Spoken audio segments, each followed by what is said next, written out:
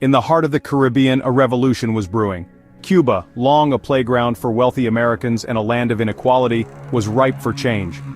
Fidel Castro, a young lawyer, led rebels against the corrupt US-backed Batista regime. On New Year's Day 1959, Batista fled and Castro's forces entered Havana to cheering crowds. But in Washington, alarm replaced celebration. Castro nationalized American businesses, directly challenging US power. As the Cold War raged, Castro aligned with the Soviet Union, declaring Cuba a socialist state just 90 miles from Florida. The US saw this as an intolerable threat. Fears grew that Cuba would become a Soviet base. The Eisenhower and Kennedy administrations decided Castro had to go. He became a symbol of defiance, inspiring resistance across Latin America. The stage was set for a secret war. The decision to remove Castro would launch one of history's most extraordinary espionage campaigns. The CIA became obsessed with eliminating Castro. Former Cuban intelligence chief Fabian Escalante claimed over 600 plots were documented. The agency's efforts ranged from classic spycraft to the bizarre.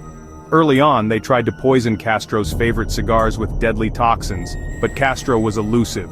He changed locations, used body doubles, and maintained tight security. Food tasters and constant vigilance became his norm. The CIA tried poisoning his food, drinks, even his diving suit. They devised a poisoned handkerchief and a hypodermic pen, but Castro's security was exceptional, often infiltrating CIA networks. Each failed plot only deepened the agency's obsession. The secret war became a relentless personal vendetta, yet every attempt was met with Castro's uncanny ability to survive. Desperate, the CIA turned to unlikely allies, the American Mafia. Mobsters like Santo Traficante Jr. and Sam Giancana, ousted by Castro, wanted revenge. Operation Mongoose was born. Mobsters were offered $150,000 to poison Castro. Poison pills were passed through criminal networks, but none reached their target. Meanwhile, the US planned a direct attack, the Bay of Pigs invasion. In April 1961, CIA-trained Cuban exiles landed, hoping to spark an uprising. The plan collapsed. Castro's forces crushed the invaders in 3 days. The Bay of Pigs was a disaster for the US and a triumph for Castro.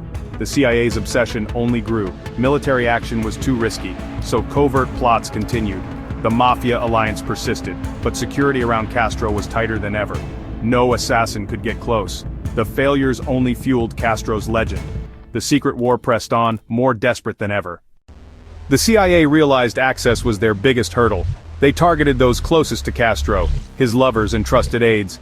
Marita Lorenz, a former mistress, was given poison pills to slip into Castro's drink. But she lost her nerve, and the pills dissolved before she could act. Castro, sensing betrayal, confronted her. She couldn't pull the trigger. The agency also tried to recruit disillusioned insiders like Rolando Cubela. Cubela was given a poison-injecting pen, but the plot unraveled as Kennedy was assassinated. Cuban intelligence was always a step ahead, turning would-be assassins into double agents.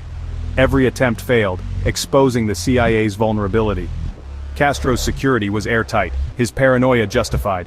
The agency's reliance on personal betrayal proved fruitless. Each plot only strengthened Castro's resolve. The cycle of failed assassinations continued. As conventional plots failed, the CIA's ideas grew outlandish.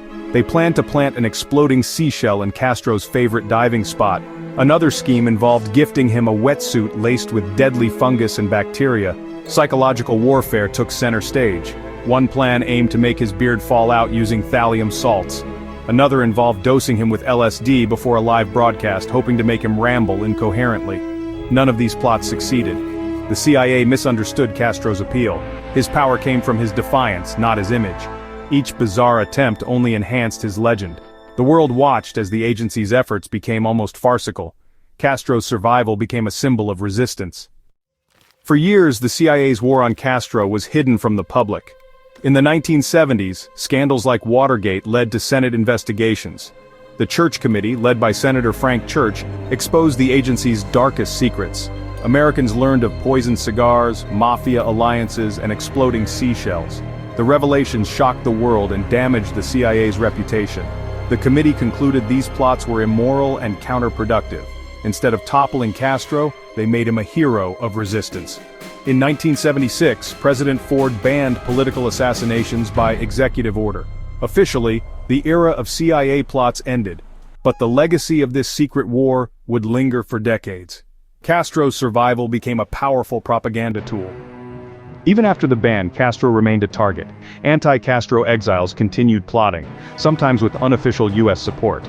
Castro's security forces foiled dozens of attempts, including a massive bomb plot in Panama in 2000.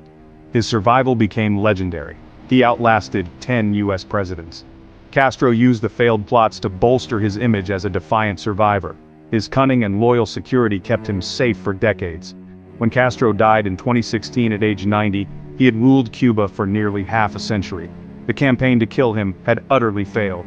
Instead, it transformed him into a global icon of resistance. In the end, it was Castro who survived the Shadow War.